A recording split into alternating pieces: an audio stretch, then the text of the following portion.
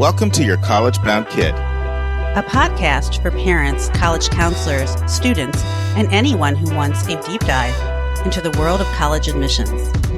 I'm Hilary Dickman, a parent of two and Senior Assistant Director of Admission at Colorado College. Hi, this is Andy Strickler. I am currently the Dean of Admission and Financial Aid at Connecticut College, located in New London, Connecticut. I've also worked in athletics and admissions at Kalamazoo College, Beloit College, Ursinus College, and Guilford College in Greensboro, North Carolina. I'm Mark Stucker, and I'm the founder and producer. Our mission is to make college knowledge available to all. We care deeply about your kid. We believe college is a match to be made and not a prize to be won. We believe in being genuine and transparent. We are committed to covering a variety of topics, including the tough subjects. Thanks to your generosity, we're committed to providing a minimum of 10 hours of fresh, commercial-free content every month, with episodes every Monday and Thursday. We have a variety of co-hosts because we believe and value diverse perspectives. You're our listening family, and we get great joy every time we meet with you, as we do our best to give you tools so your students can soar and reach their limitless potential. Good morning, friends. I'm coming from Baltimore, Maryland to you today, and I'm just extremely excited to be here. I'm excited about today's episode. You know, when I was in admissions, I loved travel season. It was my absolute favorite season. You know, in admissions, just like there are 4 seasons in the calendar year, you've really got 4 distinct seasons in the admissions year. You've got travel season, which is the fall. You've got reading season, which is the winter. You've got yield season, where you're trying to reel in all the applicants that you worked so hard to recruit all year, which is the spring. And then the summer is really kind of miscellaneous season. Like sometimes you do special projects and a wide range of different things. Of course, a lot of visitors are coming through at that time, you know. And so, yeah, travel season was an absolute favorite. And Baltimore was part of my territory when I was admissions. Baltimore, D.C., Northern Virginia. So I'm kind of back in my old stomping grounds. And you know, because I'm kind of cooped up in the house, I mean, I really don't leave the house that much other than to go out in the garden. You know, we even deliver our groceries now. So just getting out here is great. And so far, I've meeting 6 people here, 3 college counselors and 3 families.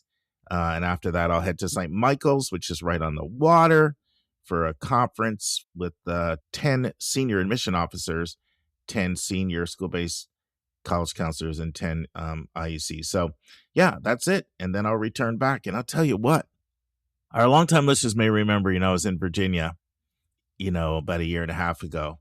And I said, man, this crab cake's the best.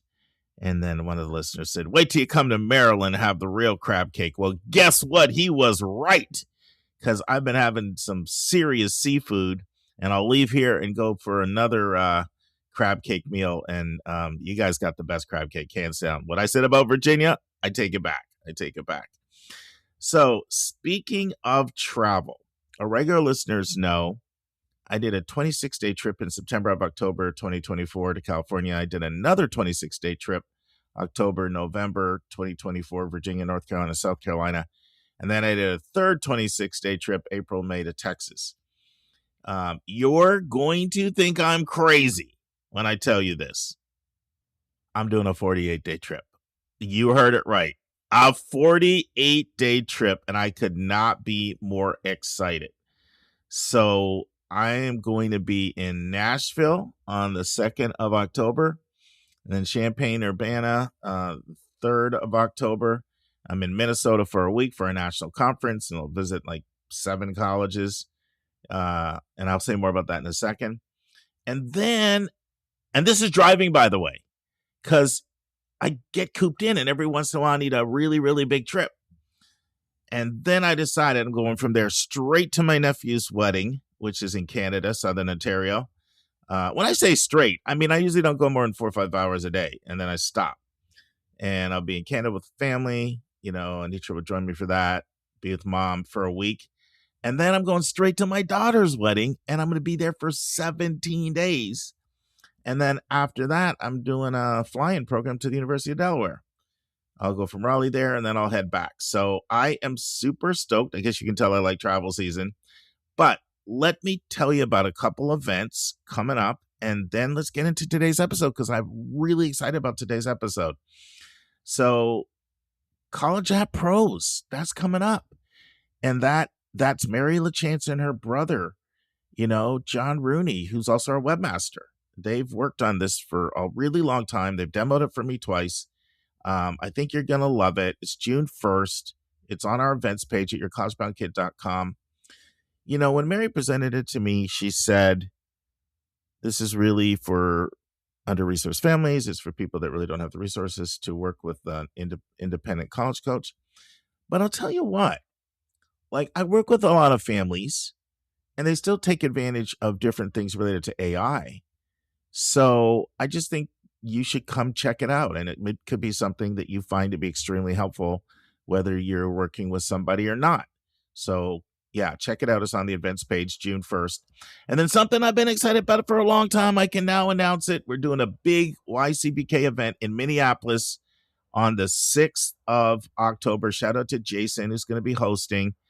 And we don't have the events page up yet, but it'll go up this week.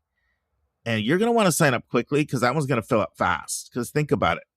You have all these college counselors that are coming and college admissions people that are coming from all over the country to be at NACAC. And then you have the residents of Minnesota, and then you have people that travel. But some of our leaders are going to be there. No Susan's going to be there. Looks like Andy Strickler is going to be there. We might have some other guests that have been on the podcast that are going to be there just because they're all going to be there for the conference. So we're very excited about that. But let's get into today's episode because I'm really excited about today. So I'm calling audible. You guys know I call audibles from time to time. That's when the quarterback changes the play at the line of scrimmage. Originally, I was going to run the second interview with Jed Appleruth, where he takes some questions from you guys about the ACT, SAT. We talk about trends. I was going to run that right after the last one he did on, which you guys heard, I'm sure, the last few weeks on whether to do self-prep, group prep, one-on-one prep, hybrid versions. But there's two reasons why I'm changing that. Just before I left for this Baltimore trip, I recorded some questions with Hilary. And there was one session that I recorded with Hilary, and it has to do with the activities and presenting our activities. Hilary was on fire. She made 3 points that I could not be happier about. They're things I think get ignored, not emphasized enough. And I said, I got to fast track that. I got to put that right up to today. So we are going to hear the conversation. It's a question from a listener about the activity section that I just thought Hilary knocked that ball out of the park. I mean, Grand Slam style. So I want to fast track that. I want to put that interview up to today and move it now. And there's a second reason why I'm pushing back the Jed Appleruth interview. There's actually still time for you to send in a specific SpeakPipe question, speakpipe.com/YCBK, about standardized testing. And I can still get that in because what I'll do, I'm not going to meet with Jed again. We already met twice, but I can send the SpeakPipe question to Jed, and he can just go on to SpeakPipe himself and record an answer, and then I can have Nemanja insert it. So I want to give you time. If you have another question about the SAT, ACT that you haven't sent in yet, go ahead and do that, and we can get that incorporated. I'll read the Jed interview in a few weeks because Hilary and I recorded a few questions, and I'm going to run at least a few of them for the next few weeks. So the first thing you'll hear is Hilary, and then you're going to hear Andy Strickler on fire. And if you've heard Andy Strickler before, Chief Enrollment Officer at Connecticut College, you know he calls it like it is. You know, I don't know of another Chief Enrollment Officer that is as candid and as blunt and as forthcoming in a public forum as Andy, and he doesn't fail to do that again. It's a three-parter. Today we get more into looking at 2026 and why was it that admission officer after admission officer tells you it's the hardest year they ever had or the hardest year in decades. You're just hearing that consistently, and we unpack that. And so they'll do that with Andy, and we'll do that for the next couple of weeks. And then part 3 is my absolute favorite. You are going to want to hear Andy breaking down predictive modeling. Yeah, you're going to want to hear Andy breaking that down. And so it's a 3-parter with Andy. And so that's what we've got for you today. Without any further ado, let's transition and hear from Hilary. And now it's time for a question from one of our listeners.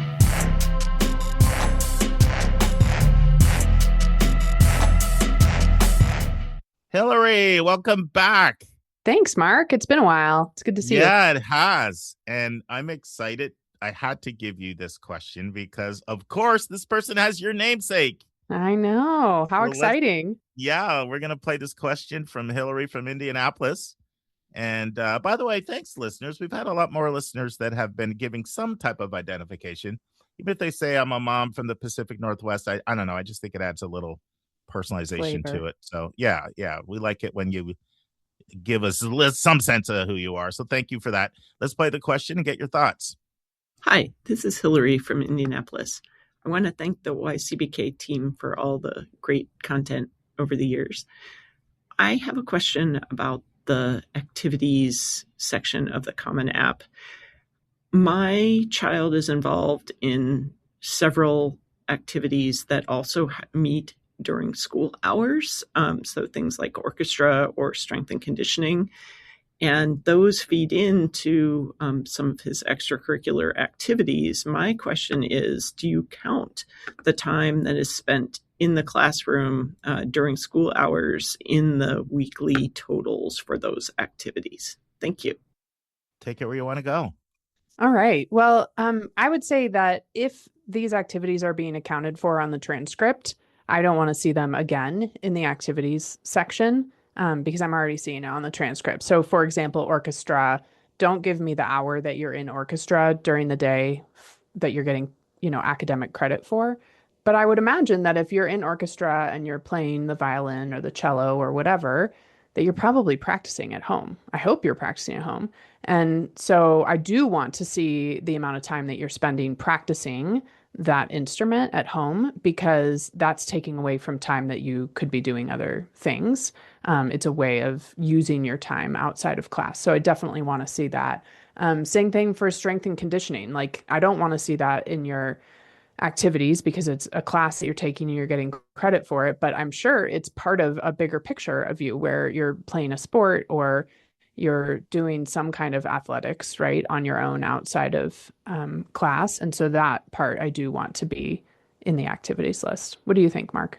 Yeah, I agree 100%. And I feel like you're speaking like consensus for everybody I know in admissions. I really don't know anybody that would answer that differently. You don't want the double count, right? The transcript and that, like, you don't want that. Of course, it always leads to the question, and this is a good question for you. Is there a minimal amount in general that you think sort of warrants being on the activities list? Like, you'll hear admission officers say, we don't want you to put down that you donated blood. I'll oftentimes say that to my students, right? Like 30 minutes of the year. Now, if you volunteered at the blood donation, clinic, yeah, sure. So I know it's hard to ask questions like this because it's hard to come up with some hard, fast, rule. But I'm sure if somebody put down, I did something 10 minutes a week, you would kind of think, did I really need to see that? Yeah. And, now you and I answered a question once before. A listener sent in. I love this question where she said, my student has gone to this camp. It's only 4 days a week, but it's been really impactful in her life. And we both said, yeah, include it, but explain why it's been impactful. In that case, it was a Down syndrome camp that the student had gone to for 11 straight years. The mom even sent a picture of her student, and it was really neat. And so, yeah, that was like transformative. So some of it is if it's impactful for you, and the Common App says right in the description, I'm not going to quote it verbatim, but the last thing under that activities tab is experiences that are meaningful to me, or something like some version of that. That's not verbatim, but that's the essence of it. So what talk about that when you're reading. You ever read an activities and you're kind of really didn't need to see that? It seems like maybe this person was stretching to get to Fill 10 spots. or fill spots. Like, tell me what that looks like. Because I think you answered Hilary's question, and I want to add some substance and some value, and not say, hey, everybody, end the question. Yeah. I my first thought was impact, right? If it's making an impact for you, especially if you're going to refer to it later because it was a life-changing experience, then yeah, go ahead and put it in the activities list. Unless you already have those 10 spaces filled with things that are taking significantly more time, then it's okay to leave it out too. But if you've got extra space, it's fine to put it in.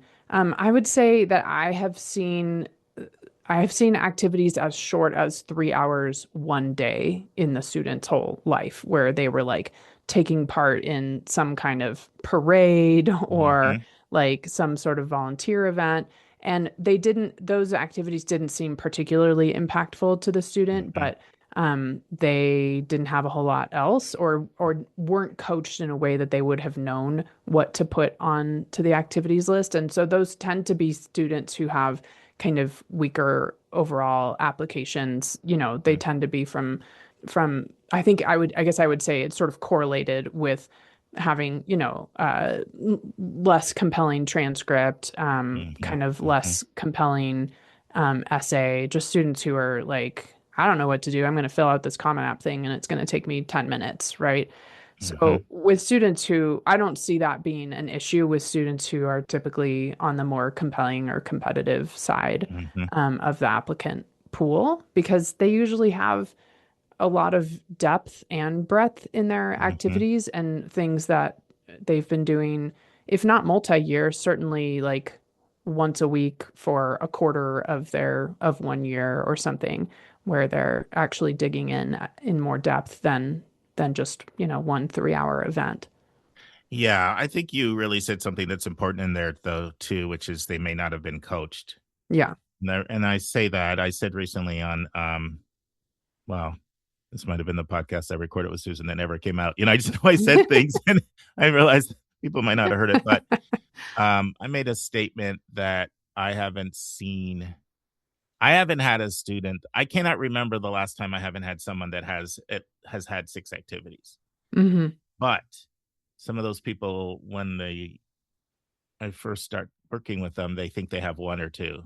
Yeah. And it's just because they have such a narrow definition in their mind Right. of Yep. what a school wants. Yep. And and so I think that coaching piece is really important. And then also, as a KIP for almost 14 years, and when you work with first gen, a lot of free and reduced lunch, underserved neighborhoods, when you see a first draft without any coaching, that's just what you Hmm. get. Yep. Because a big part of that is because activities really are highly correlated to parental resources, For sure. highly correlated to like there's such a difference between what an activity list looks like from a well-resourced family versus an under-resourced family. Like it's like night and day. Like I think it would be shocking to either side. Like if it was, let's say, a student coming from an under-resourced family and they just think, well, yeah, I mean, isn't like these two or three things kind of normal? They would be shocked what an activity looks like from a well-resourced family. And if a well-resourced family, obviously there's some exceptions, but it's not just quite that cut and dry.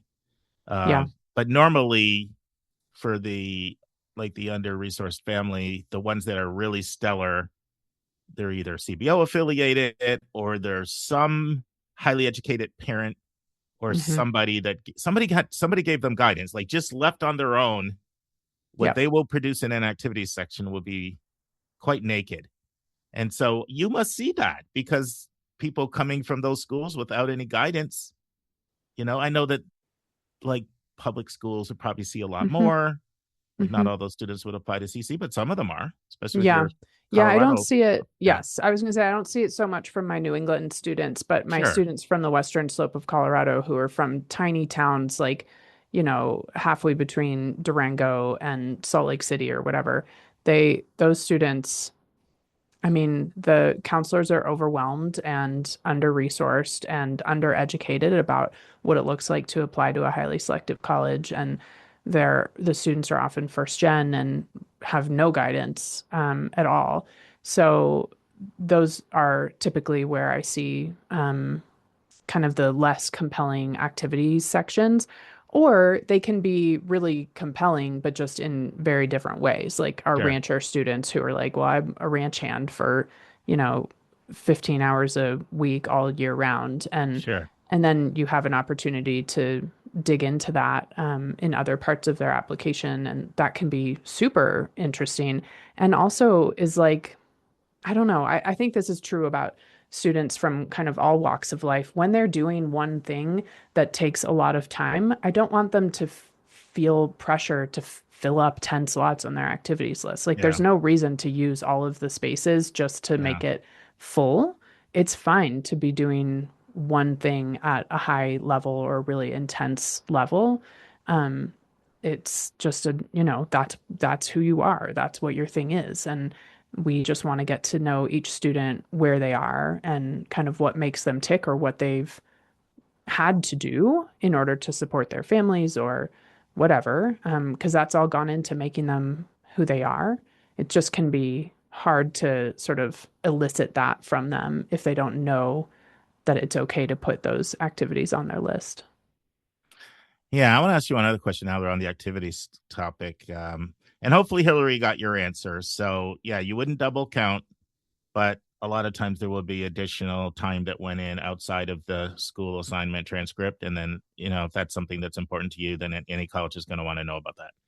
So this is a question I get a lot, Hillary, and I wonder how you would answer this.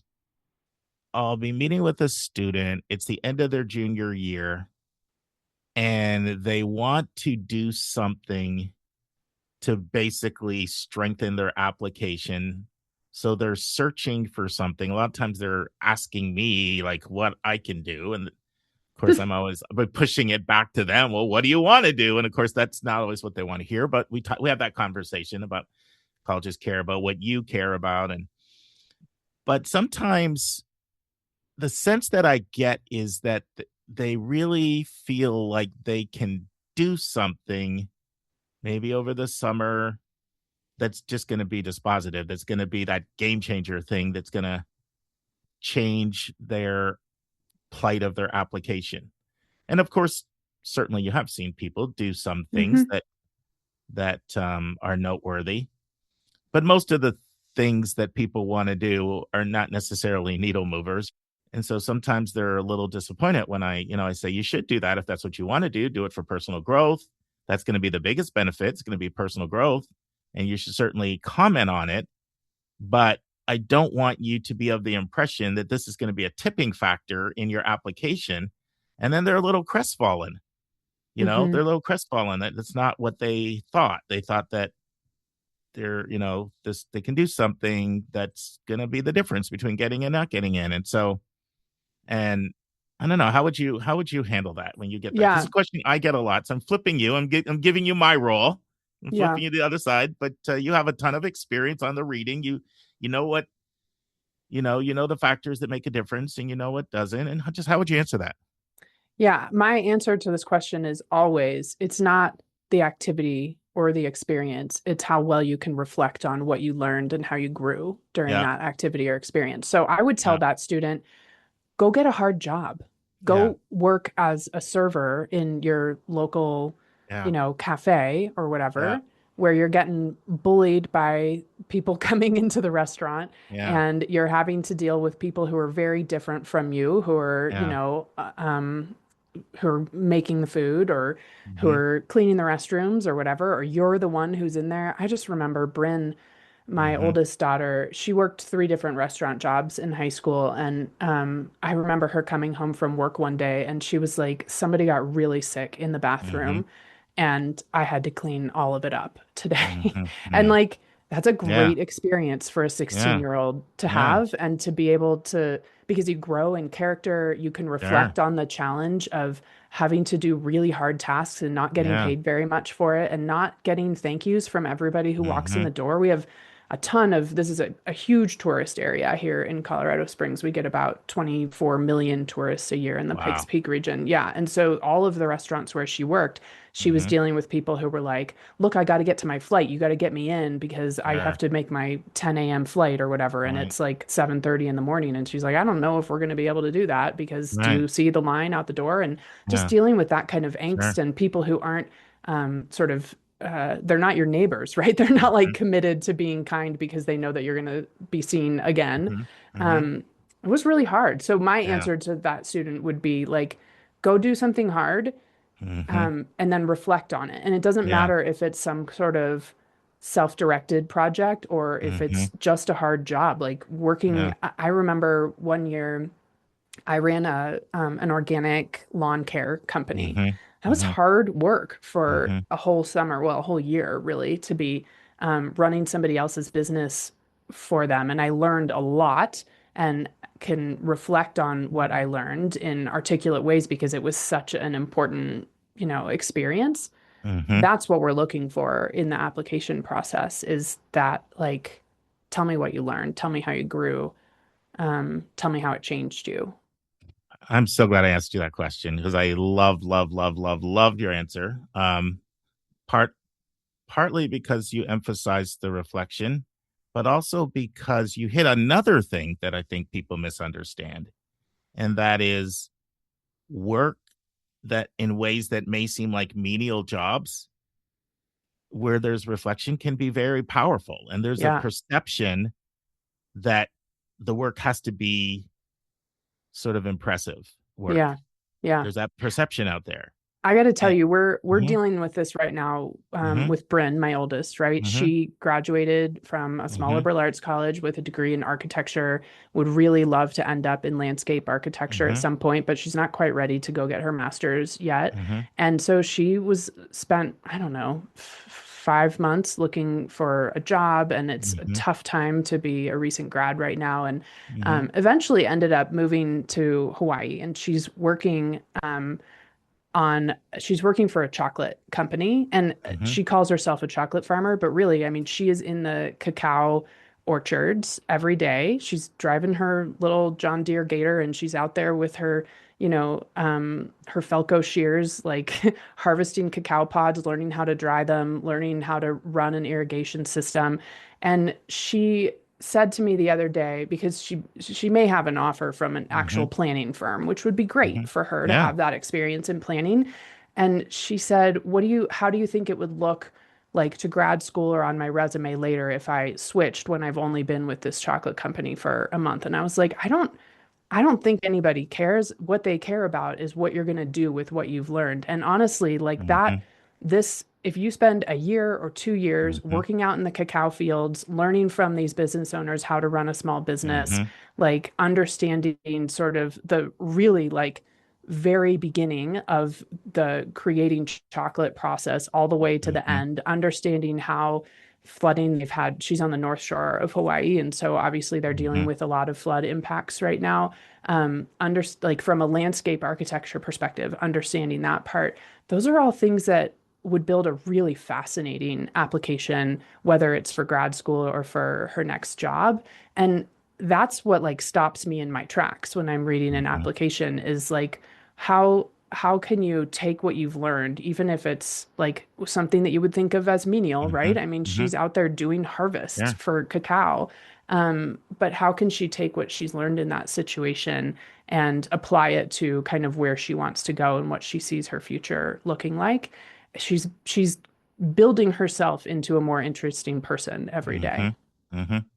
Yeah, I mean, my answer to that always is, and I quote it, I've said this many times on the podcast. It's one of the 10 quotes in the book that I wrote. We don't care what your activities are at all. And then I pause because people are shocked. All we care is that you care what they are. Yeah. So I start with that. And then I bring up the point you said. All the key is in the reflection. What did I learn? How did I grow? How did I change? How do I see the world differently? How have I been inspired to do something different as a result of the experience? And then I talk about how they don't know. Admission officers only know what's in your application. So don't miss that opportunity. That's what they care about, is how experience shaped you. And then the other thing that I add is, if you are applying to a college that either admits by major or admits by division of studies, a lot of times, and it's very school dependent, they do want to see something in your application that's related to your intended field of study. This is where liberal arts can be different, but Yeah. and then there's all kinds of gradations within schools Hmm. of how important that is. That doesn't mean it's something you have to do over the summer, but let's take a look at what you've done in the past. Is there anything that you've done through your clubs, through whatever? And if there's nothing there, then it might make sense to add that. And that's kind of my Hmm. answer. But I loved how you hit the work, and I loved how you hit the reflection. And quite honestly, there could be potential for something to be done late that could be meaningful. So I don't want to make it say that, everything ends. No, I And definitely think there's that yes, potential. It's just about how you frame it in your application. correct. And the other thing you said, which I loved, I always like to tell students, colleges are looking for kids who are interesting and unique. And I think that's something people Mm-hmm. don't think about. Like you kind of were talking about that with the rancher Mm-hmm. piece, right? Yeah, for sure. And I think sometimes there's a place where that component of an application can get enhanced through, well, once again, always through the context of doing something that's authentic and genuine. So, Mm-hmm. see, Hilary, how I can take a simple question and turn it into a 20-minute convo? Nobody does it better than you do, Mark.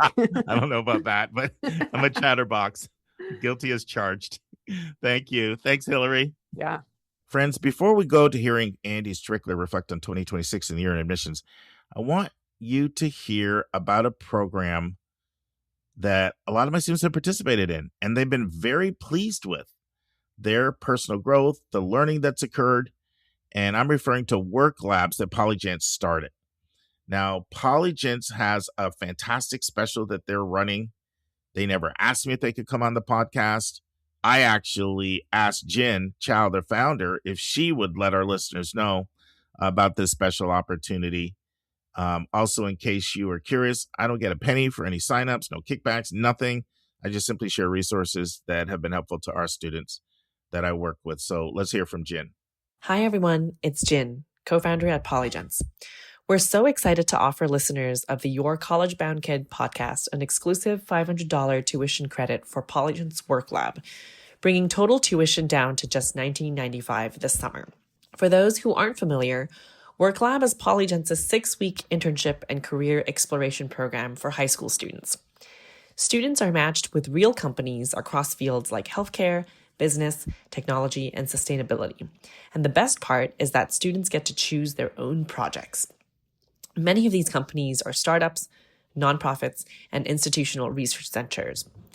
Interns get to work on hands-on projects. They meet weekly with their host company manager and conclude the experience with a final presentation. It's one of the most tangible ways students can demonstrate initiative, direction, and real-world engagement on a college application. We're running 2 cohorts this summer. The first one goes from May 31st to July 11th. Enrollment for that first cohort closes May 22nd. The second cohort runs from July 6th to August 15th. And because Mark Stucker is such a valued partner, again, we're thrilled to extend this $500 tuition credit directly to families and counselors listening to this podcast. One more sneak peek. We'll also be launching a September cohort that runs from August 31st to October 9th, with more details coming soon. Thank you so much. All right, friends, let's transition to a 3-part interview with Andy Strickler that I'm really excited for you to hear. And now this week's interview with a special guest.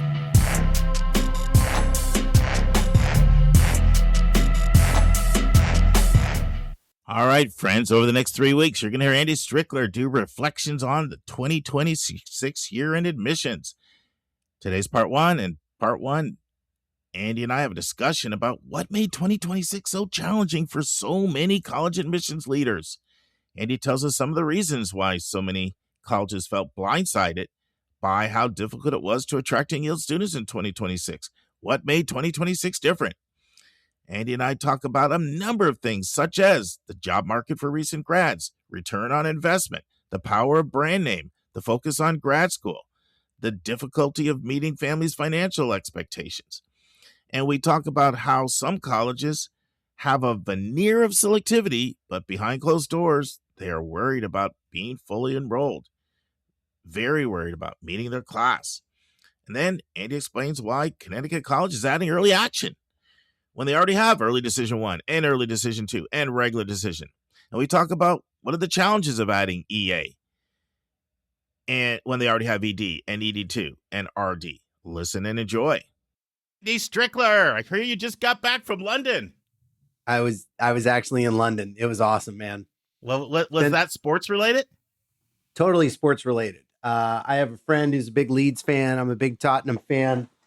In fact, hold on a second. I even brought in my my Tottenham beanie today in case it gets really cold. Look at this. And they played this week. They were supposed to play on Saturday, and then they flexed the game to Monday. So we flew over and saw a game Saturday, one Sunday, one Monday. I went to Wimbledon on Monday morning. Oh, man, had like you're the in your full element. tour. Spent an afternoon at the British Museum. It was great. And London is literally one of the best cities out there. I'm sure you've been there, right? Well, I actually have not, What? I do not like going on anything over 6 hours. That's like my max flight. Wow. But my daughter's marrying someone who's lived in America for the last 12 years, but he grew up in India. They have to have a double wedding. So I have Are you going to have to go to India? Yes. And I'm hating it because I got to fly over 6 hours. Oh my gosh. Who you should talk to is Joe Bagnoli from Grinnell. His daughter did the same thing, married an Indian guy. Wow. So Joe had to go to India. Like in the middle of the recruitment year, he had to go to Wow. India for a wedding. Well, it's, I had this client in Santa Monica, and I was telling him this about a year and a half ago. I said, he's an Indian doctor. And I was telling him, I think my daughter is going to marry an Indian. And he said, you know what that means? First of all, he's like 5-day wedding with the elephants. Yeah. And then he said, and you're expected to pay for it.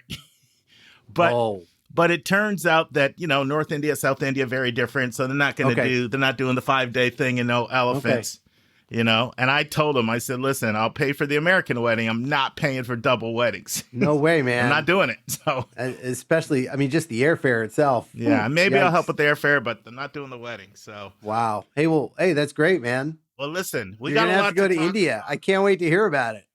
I'll have you on my podcast and we could talk about your trip to India. By the way, Andy has a mic, an official mic. He's all proud over there like he's a sports Look at that. broadcaster. He's showing it off, looking good. That's all right. good. So listen, Andy, I've been wanting to talk to you about this year because as I talk to person after person after person, I'm hearing the same thing over and over and over again. I'm hearing words like it was a bloodbath. May 1's not May 1 anymore. I've been in the business for decades. This was the hardest year ever. Even schools way up the top of the food chain are struggling, although, they're not going to show their hand, but we're seeing them do things we've never seen them do before. Right. Talk to me about, is this your experience? Yes, no? Tell me what's going on. It's what we've heard, without a doubt. Yeah. I think this has been on a professional level one of the most challenging years of my career.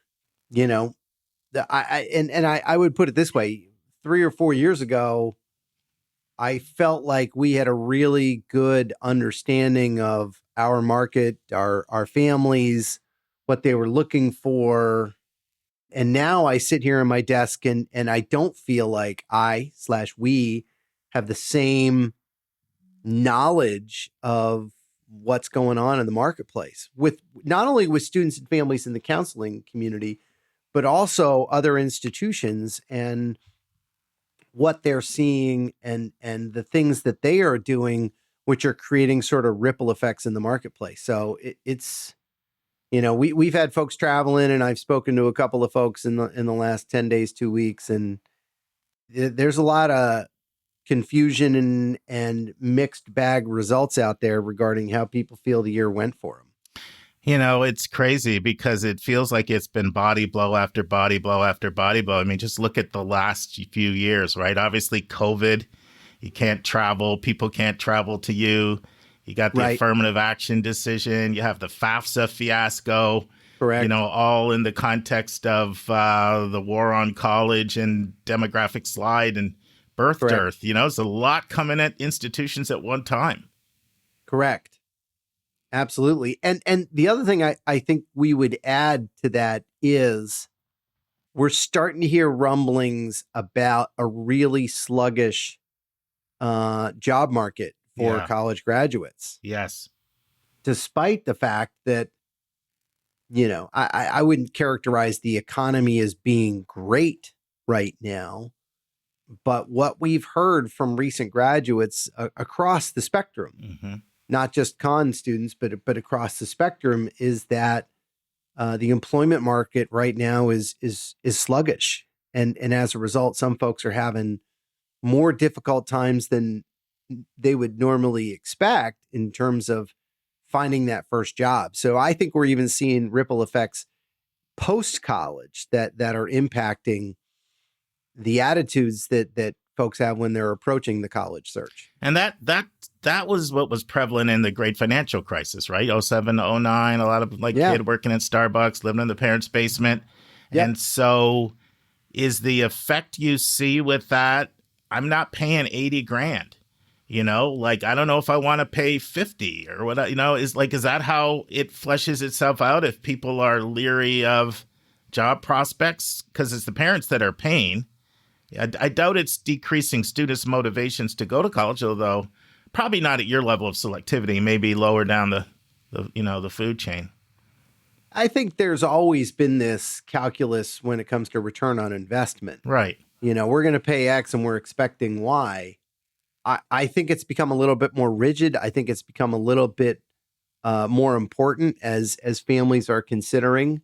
And I also think that there's increased emphasis on institutional reputation, if that makes sense. Makes a lot of sense. That name cachet is going to carry a little bit more than maybe it used to. And then the final piece is that I think there are a lot of families that are approaching this and saying, well, graduate school is something we're definitely going to do. Mm-hmm. And therefore, do we want to maximize our investment on the undergrad side, or are we going to maximize our investment on the graduate side? And I think that's become part of the consideration in the calculus as well. If they're thinking, well, I'm going to grad school anyway, so, I can go anywhere for undergrad, and I should really focus that selection process on where I'm going to grad school. I know I'm hearing that a lot. Yeah. A lot in the counseling room. The other thing I'm hearing a lot, and this is more networking with colleges, is everybody wants a deal. Everybody's coming back for more money. Yep. And in some ways, you're kind of caught between a rock and a hard place because you're kind of shocked when you see what some of your competitors are throwing at the kids. And so then do you play ball? But if you don't, you might not meet your class, but then you do. And then word gets out, and then 10 more people want you to evaluate their offer. How much of that's going on? Tons. Absolutely tons. Mm-hmm. I'm thinking, we're in the cone of silence, so no names, to preserve institutional anonymity. But I'm thinking about 2 or 3 institutions this year that were just, peer institutions that were just killing us when it came to financial aid awards, need-based and merit. Yeah. And then we're forced to make a decision about fairness and equity across our own population, while at the same time trying to theoretically work with families to put them in a situation where they would find, con to be as affordable as other places. So this is a very real consideration for someone sitting in my chair. So we have a lot of research and deep dive analysis we need to do this summer about how we've positioned ourselves specifically on the need-based side. And if we need to make some modifications to our process when it comes to need analysis. And in terms of trying to get more generous, or the other way? Yeah. Yes. No, in terms of being more generous. I mean, we've seen families with income X that we calculate to Y, and they're applying to peer institutions. And obviously our peer institutions are looking at the same data, and their Y is much different than ours. In terms of what they're expecting a family to contribute. And as a result, we're finding ourselves less competitive than maybe we used to be when it came to need-based aid and guaranteeing to meet full demonstrated need. Other places are finding more demonstrated need than we are. And we got to figure out if it's a couple of one-offs or if it's more of a larger, grandiose trend. Well, I'll tell you this, I probably could mention the school because it's not confidential, I'm sure, but I don't know if I will. But I had a student that got an incredibly generous need-based aid award from a liberal arts and science school, similar to you in size, similar to you in selectivity. And I was surprised how great it was, just based on seeing the awards from them in the past. Right. And and this was a student who got into a lot of schools, so had a lot of options. Right. And what the school ended up saying to them is, we're looking at the cost of living in a way that we never did before, and adjusting for that higher cost area. Because this was someone who was coming from a fairly expensive zip code. And that's something that a lot of schools want to do, but you have to have the resources to do it. Right. And the fact that they were doing that means they were going to blow away a lot of other offers from schools that weren't making that adjustment. That's an option in the CSS profile. Do you want to apply higher cost areas? But it's been my experience that it's normally just the largest endowment per student schools that have felt the luxury that they could do that in any kind of generous way. Right. And we do it. We're probably just not as aggressive as maybe some other places have been. Do you think it's fair to say, Andy, that some schools that the public perceives as fairly selective are, worrying about meeting their class? Oh, 100%. Yeah. 100% accurate. Yeah. Yep. And then Without that's stuff that's kept pretty close to the vest because, if word gets out, you're not going to make your class, then that doesn't help your yield because people still like to feel like they're getting a catch. They don't like to feel like the school's admitting anybody. Correct. So that stuff's pretty hush-hush. Very hush-hush. Wow. I've had, one of the benefits of being around this place now for 10 or 11 years is I have plenty of relationships around campus, and plenty of faculty and staff will actually seek me out now to provide some guidance for their own children independence as they're engaging in their college search. Should we go ED here? What do we think the finances will be here? Really sort of high level tapping into to my experience and expertise on this stuff. And one of the conversations we had this year with a faculty member who has a child educated locally who's a high school senior applying to colleges. And it was a really interesting mix of schools, their academic concerns, fit concerns, and financial concerns. And I wouldn't say concerns, I would say attributes or parameters to their thinking process. And the student ended up with a really kind of eclectic, diverse list of places. And there was one particular school on there that historically I've been a huge fan of. I think it punches way above its weight class. I've known lots of people who have gone there. And the concern from the faculty member was they offered us so much money that we're worried about their viability for the next 4 or 5 years. And in my opinion, this place is on really pretty solid footing, and is, we were all shocked by the news of Hampshire just a couple of weeks ago, which is incredibly sad for a very special place. I think they're miles away from where Hampshire found itself in the course of the last 9 to 12 months.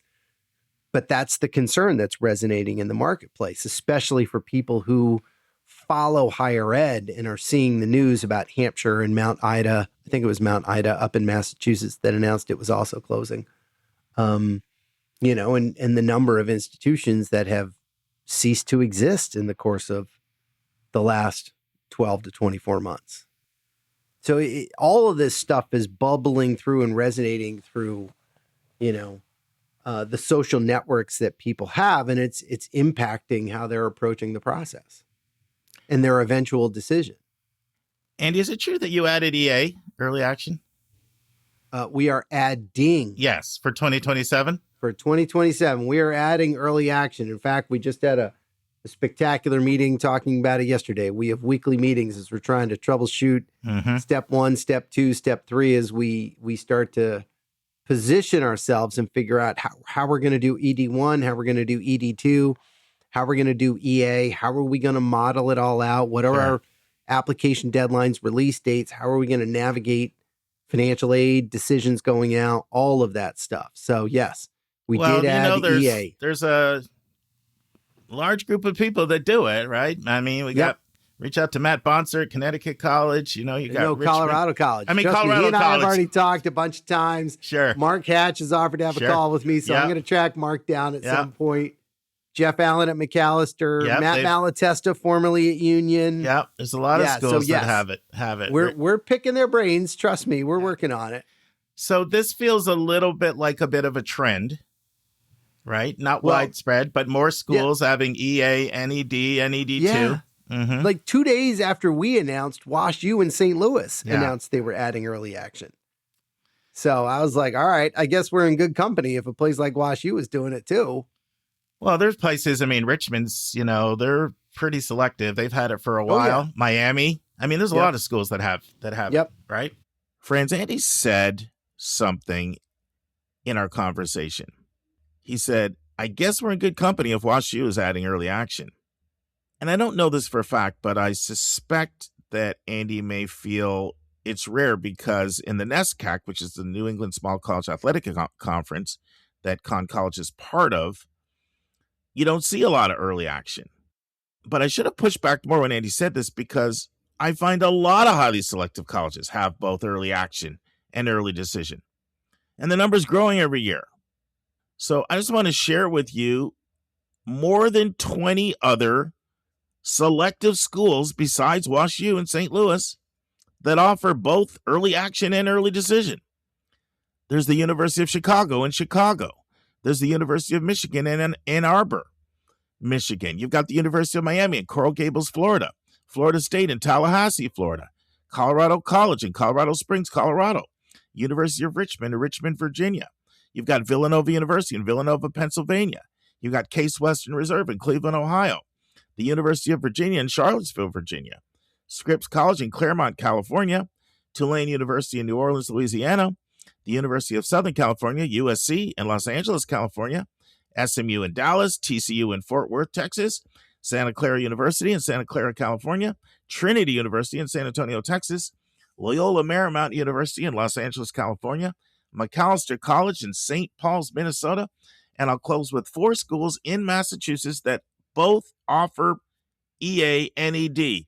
Brandeis in Waltham, College of the Holy Cross in Worcester, Northeastern in Boston, and Babson in Wellesley. I'll stop here because I don't want to put you to sleep and bore you, but I didn't even list every selective school in the country that offers both ED and EA. Mm-hmm. So is it fair to say that one reason for adding it is to help with yield?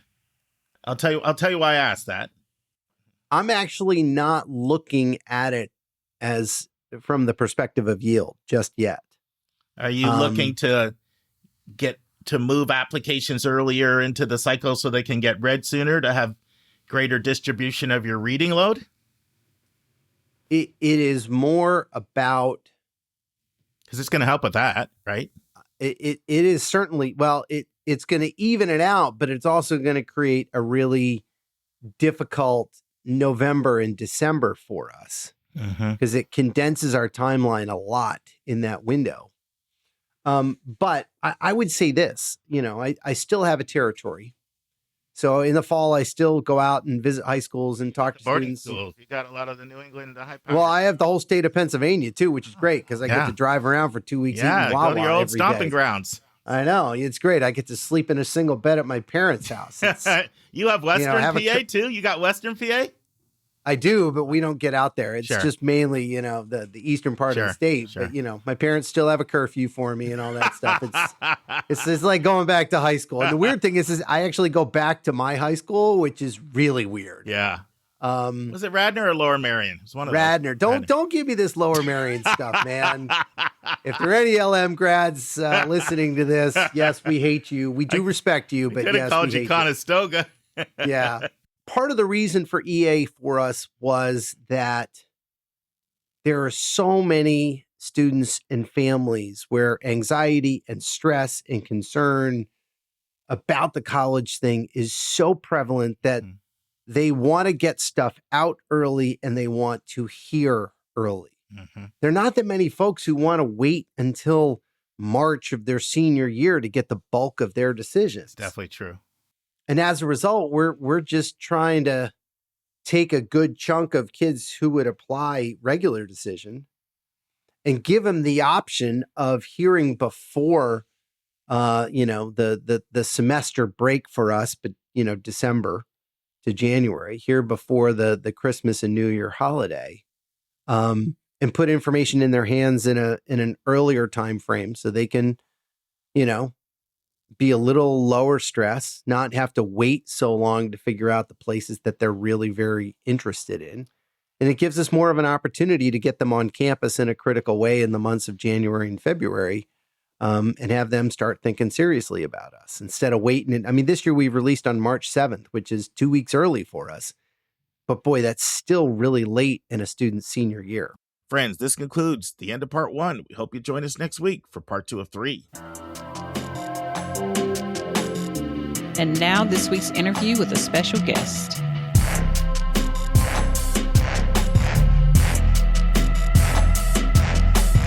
Friends, we've reached the final part of this interview with Jed. And in part 3, Jed talks about how much of a score gain can a student expect to get when they do test prep. Jed talks about whether the tutor level matters in terms of experience they have. And then Jed just talks about a range of different factors that can impact the amount of score gain that a student has when they take the test. Listen and enjoy. So that leads me to a question, Jed. This is actually a very important question. What should somebody's expectations be on their score gain? So, how much should our audience is mostly parents. We get students that listen. It's interesting. The same student that listens to our podcast is the same kind of student that's good at self-prep because that's right. They can be on TikTok, right? They care deeply about this stuff. And they're invested. Yeah. Most of the time as parents and college counselors, they're our biggest audiences. So what would you say to someone? And I know that you're going to have nuance here because you've already unpacked it. Somebody comes in with a 19 ACT and a 950 on the SAT. That's very different than a 1400 and a 31. All right. So but what would you say to someone if they say, okay, if I spend this money, how much can I expect to improve? How do you answer that question? What are realistic score gains that people can expect? Unpack that for us. The people doing 20 hours of prep, they're picking up 5 points on the ACT. They're picking up 130 points on the SAT. That's our standard, in terms of that's a reasonable expectation. But even that depends on where they're starting from. Right. And that's an average. Yeah. So average is 130 on the ACT, 5 points, 130 on the SAT, 5 on the ACT. That's an average 20 hours of one-on-one. Yeah. 20 hours of prep. And what about group? What would you say the average? Have you looked at the research? I would need to go and pull up our data on that. It's going to be a little bit lower than, and I think the one-on-one, I think that was 20 hours. I think it was 16 hours of one-on-one is our average. Sure. So it might be that in that range. 16 hours of prep gets you that gain. Yeah. And again, it's not a guarantee because there are differences. Some kids don't do their homework. Yeah. Some kids don't do the practice tests. That presupposes a student's going to do their 2 or 3 practice tests and do some of the assigned homework that we give them. But of course there's a massive range. One of my buddies, his daughters went from a 25 to a 33 on the ACT. And that, that's a gain that we see. And there are levels of tutors. Like this person worked with one of our elite tutors. And we have tutors who I trained, 15 years ago, who have worked with so many kids. And so we have a few tiers, which we've created over the years to keep our tutors, that we can pay them more. Sure. That's part of it too for retention. If I were paying them the same as we're paying our entry-level tutors, they wouldn't be here. But we have, the preferred tutor, the premium tutor, and now we have this 10 years plus this elite category of people who've been there 10 to 16 to 18 years. That, we try to make sure they get rewarded for their abilities. So there are score differences in terms of those different bands. But a parent looking at this, can I get 100 points? Yeah. I mean, if your kid's going to work and show up, most kids, I'd be surprised if we didn't. There's something that's going on, or there's some anxiety, something is getting in the way. if they're putting in the time and the energy and the resources. And the same thing, like Khan Academy, they were saying for the kids who put in 20 hours of work, which is a fraction of their kids on Khan Academy, they're getting 90. You can get that if you're doing this really focused hone-in prep. But a lot of kids, who would not do it by themselves on Khan would do it with a tutor holding their hand and walking them through it and seeing them every week and saying, let me see your work. So I think, that kind of, can I get 3-4 points on ACT? Yeah, you can. Can I get 100? That to me is very reasonable. And there's going to be some growth, and especially, I was looking at some research earlier about like the College Board was putting out on the Blue Book that with doing time practice tests. And they were, like my research, they were picking up 15, 20 points per practice test. If you keep hitting it, there is a point of diminishing returns. And what we find is what's critical for us is that you do the practice test, but then you review what you missed. If you don't review your answers, then you're not going to be getting the same impact as like, why did I miss 15? Why did I choose B? If you're doing that reflection, that exercise, that mastery learning, then you're going to be getting that nice bump with each practice test to a certain point. There is a point of diminishing returns. After, the 30th practice test won't be worth the same value as the third. Sure. Obviously, there's an S-curve involved there. But, doing 3-4 practice tests with intention and solid review, you're going to get points on that. So I think parents can expect, and if parents need 200 points, I've seen that. Your student got that. It's absolutely, we get it all the time. It's just a different level of dedication, and sometimes it takes more hours.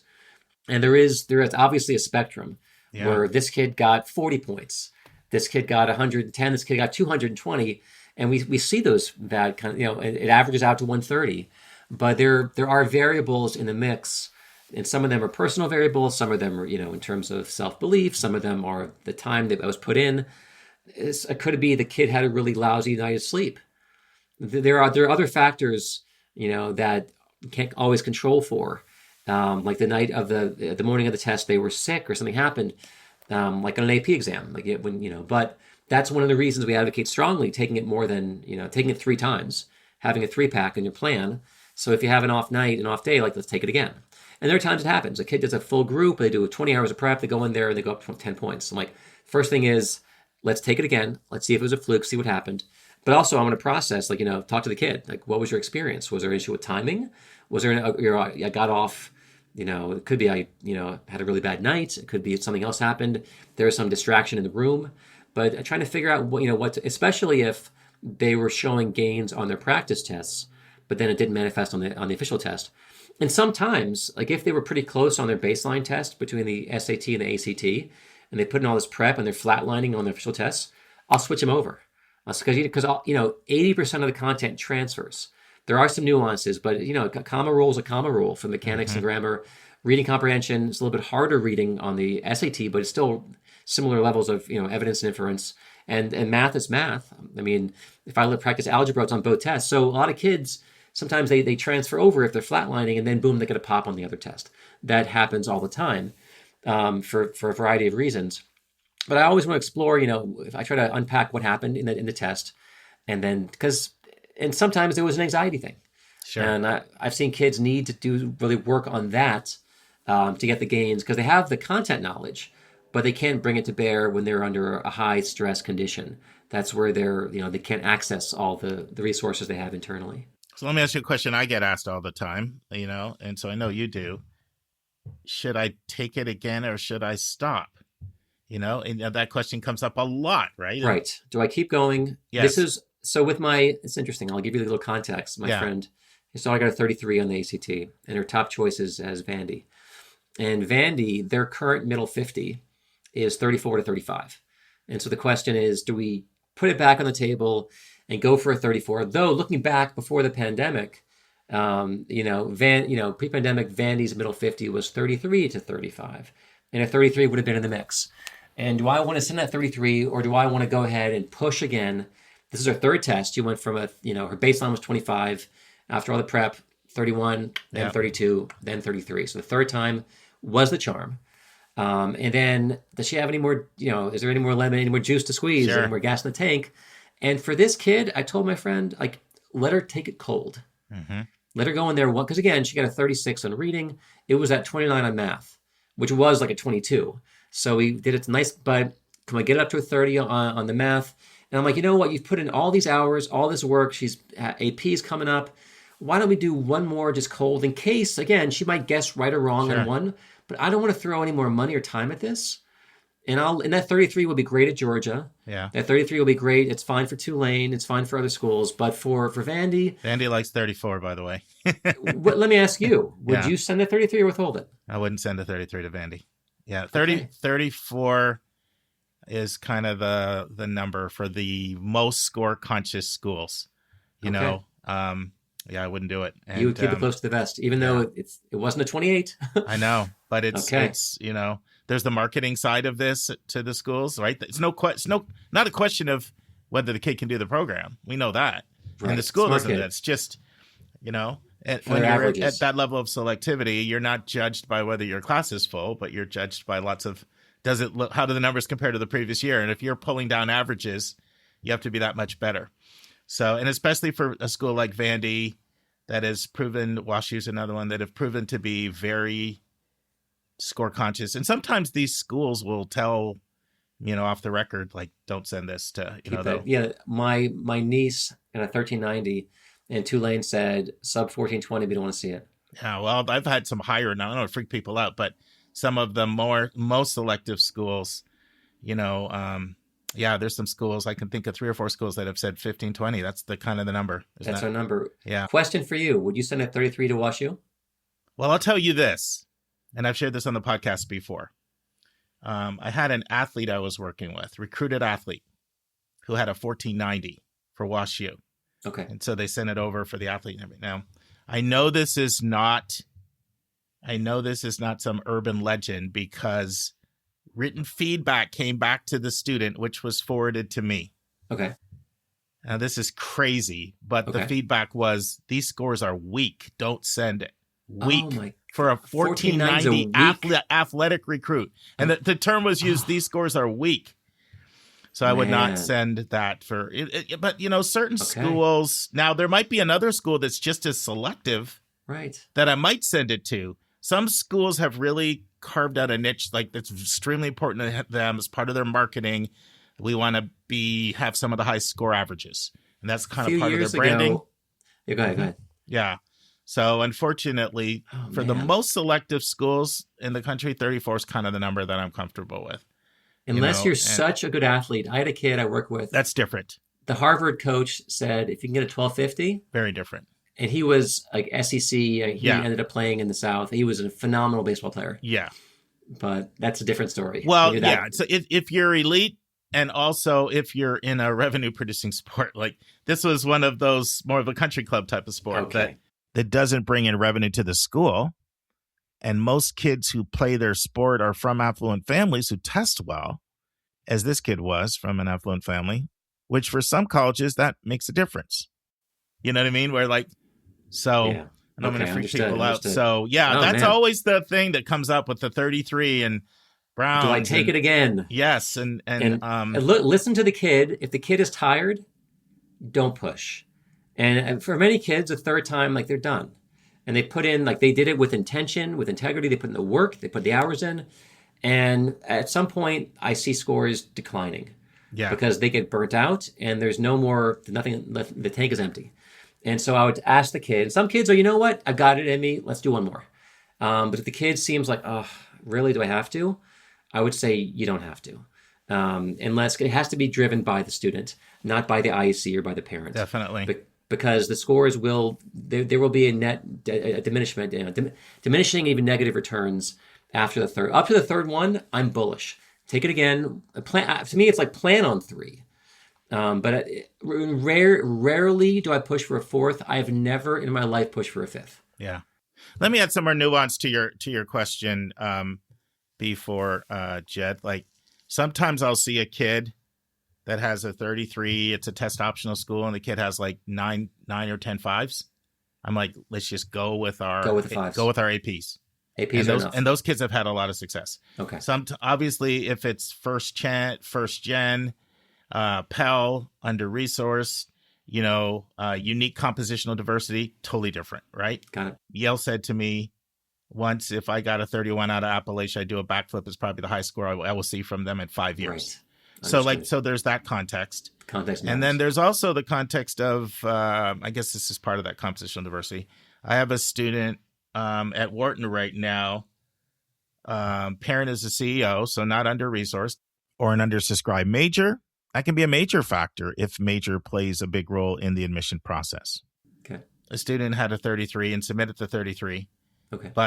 which is low for Wharton. For Wharton, yeah. But the student is also coming from a state that would be hard for them to get. Got it. It wasn't like North Dakota, South Dakota, Wyoming, Montana. Right. West Virginia. But when the student got there, and I'm being very careful so nobody can figure out who this could ever be, right?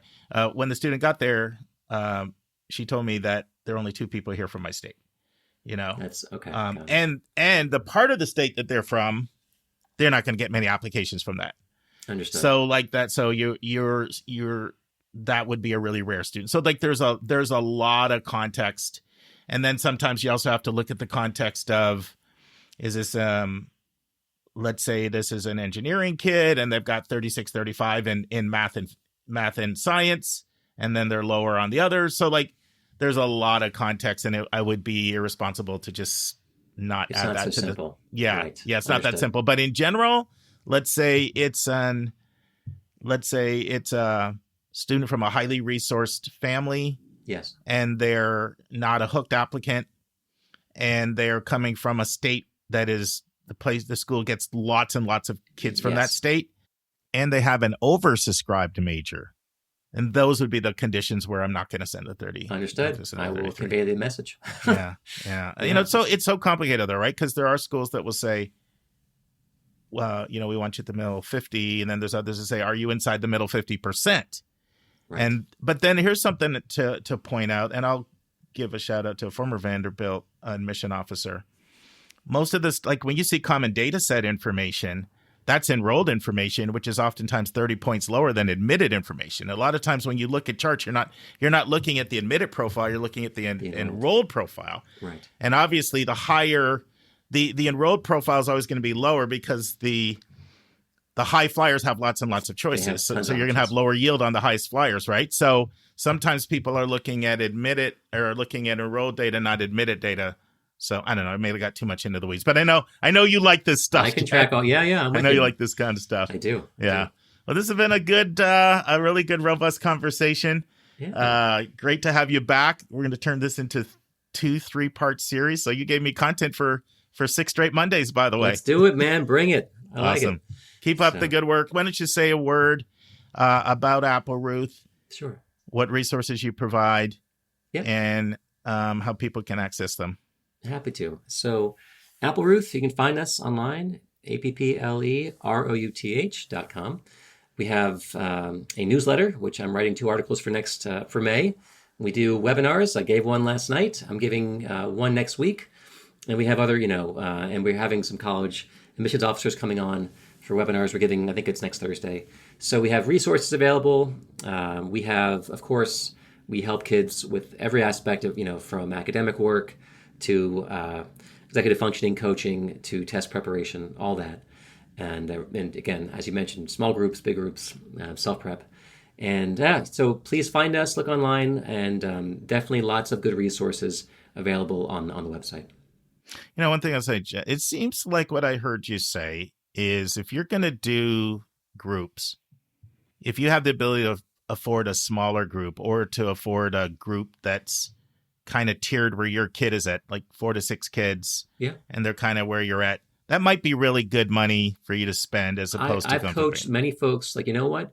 Go get the big exposure in the smaller group, or in a big group, small group. Get a big lion's share of content. You're covering 80% plus of the material covered, and then fine tune. So again, if you add up if I do a group plus 4 hours of private tutoring, I look at that cost total versus doing 20 hours of private tutoring.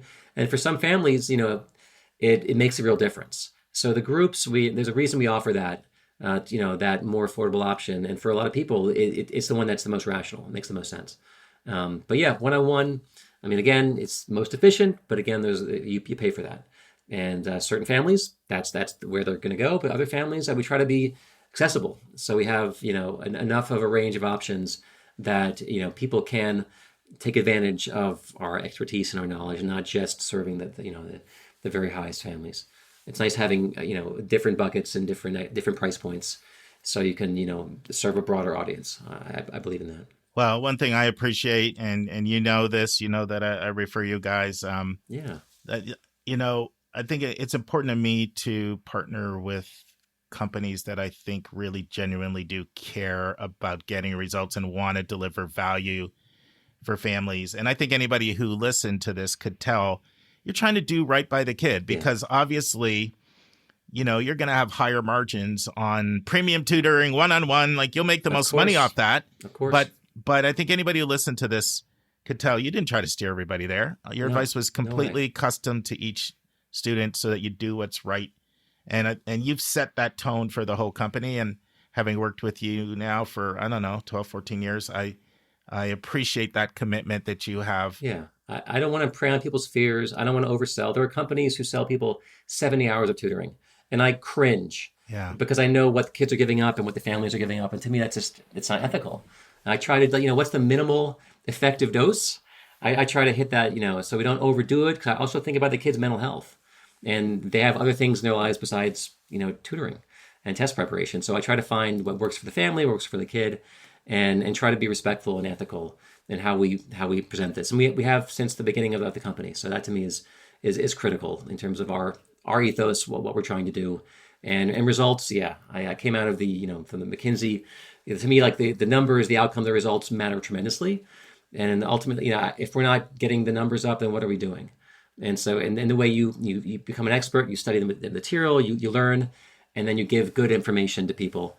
And that's always been, our driving force. Well, keep doing what you're doing. I appreciate you, my friend. Thank you, Mark. Appreciate it.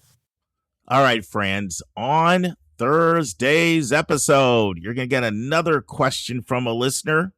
And I haven't decided yet. I'm going to pick one from Hilary. I'm going to pick one from Carter. I'm going to pick one from Susan. I got a few in the kitty. You'll have to tune in on Thursday to see which one we go with. And then you'll hear the final part of Lisa's interview with Suzanne Hanna about helping young women successfully to transition to college. And then you'll hear the final part of Kevin Newton giving us advice if we want to go overseas for grad school. And friends, I want to tell you, I've been thinking a lot about something this year. I've mentioned this once or twice on the podcast before, but it feels like my students this year are having a harder time than normal picking between their final schools. And you're like, Stuck, it's May, middle of May. What are you talking about? Well, people get off wait lists. And then they still have some tough decisions. And I did a couple of sessions this week. First time I'd actually met these students, they just reached out and said, I'm having a really hard time. And they were on the same day. One was at 7:30, one was at 10:30. So they made a real impression on me because both of them had some similarities. And these were the similarities. They had two very good options. And their heart was pulling them one way, meaning there's one school that they liked more off of the visit, maybe thinking they found their people, maybe it had their programs that they liked. But their head was telling them, but this other school is a little bit more prestigious. And they were just really torn. They're really torn. And I'm not here to tell you that prestige is a non-factor. Absolutely is a factor for most people in this decision-making process. For some people, it's the only thing that matters. For some people, it's the most important thing. And for most people, it matters at some level. And it's very personal for you how much emphasis you want to put on that. I can't impose my values on you. That's really up to you to figure that out.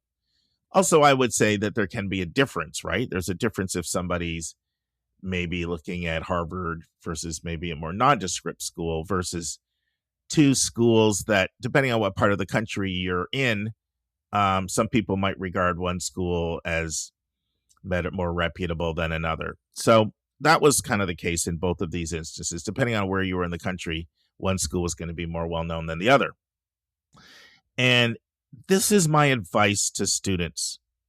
Rather than put so much confidence in the sheepskin on the wall or the bumper sticker on the car or the Instagram rollout, that the name of the school is this elixir, that's just going to catapult you to high heights and open all these doors for you. My advice to you is to bet on yourself. Bet on yourself. What do I mean by that? Believe that it is your people skills. It is your networking. It is your communication skills. It is your hard work and your grit and your tenacity. And it's your resilience. And it's your drive. And it's your motivation. And it's your curiosity and your creativity. You know, it's all of those things. That is what is going to open up doors for you. Put your belief in your, if you believe in God like I do, put your belief in God as well as yourself. But don't put your confidence in the magical power of the school to sort of catapult you to heights that you don't think you can get to with your hard work and your talents. That's my advice to you. If you're torn between your heart and your head, and it really are two really reasonable schools, and either one could make sense, bet on yourself. See you on Thursday, friends. And that's our show.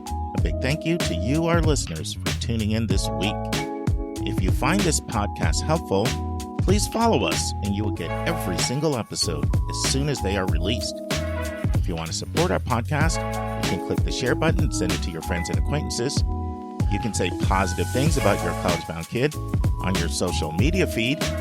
And you can help us stay commercial-free and pay our staff by donating on the yourcollegeboundkid.website. You can write a review for us on Apple or Spotify. And if you have a question or a recommendation, just go to speakpipe.com/YCBK, hit the orange button, and speak. We will do our best to get your question in your own voice on an upcoming episode. I am the producer of the podcast, and I live in Metro Atlanta. We have a fantastic team that has over 200 years of admissions and counseling experience. Shout out to our co-hosts, Dr. Lisa Ruff in North Carolina, Susan Tree in Pennsylvania, Vince Garcia in California, Julia Esquivel in Massachusetts, Linda Depker in Missouri, Andy Strickler, the Chief Enrollment Officer at Connecticut College, New London, Connecticut, Hilary Dickman, an Admission Officer at Colorado College in Colorado Springs, and our International Admissions Expert, Kevin Newton in Dallas, Texas. Our sensational sound engineer is Nemanja Motvich. Our amazing music is from Victor Allen Weeks. Marketing designs from Kimberly Bloss. Our reliable webmaster is Stylionis Dimitru. Website updates are done by Joyce Stucker. Our image editor is Vlad Honchar.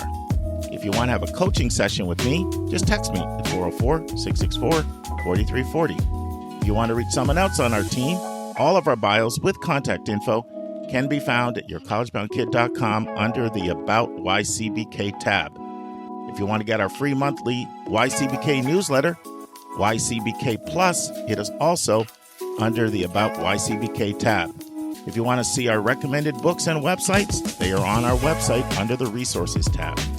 While you're on our website, check out our hundreds of interviews in their entirety. Check out our college spotlights, our blog, and our upcoming events.